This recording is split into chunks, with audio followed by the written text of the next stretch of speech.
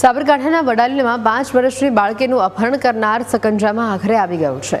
વડાલીના ભજપુરા highway ઉપર bike ચાલક પાસે પિતાએ 3 સંતાનોને આગળ સુધી લઈ જવા લિફ્ટ માંગી। જો કે બાઇક ચાલક થોડીવાર પછી ત્યાં પરત આવી 5 વર્ષની બાળકીનું અપહરણ કરી ફરાર થયો।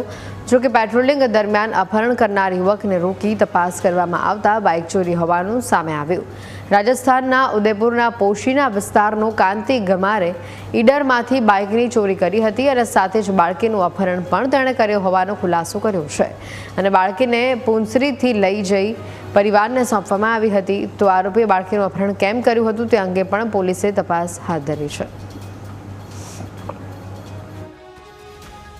જ્યારે આ અપહરણ થયું ત્યારે ફરિયાદીના જણાવ્યા મુજબ ફરિયાદીએ આ આરોપી પાસેથી લિફ્ટ માંગી હતી પોતાના 3 બાળકો સાથે આગળ જવા માટે થઈને।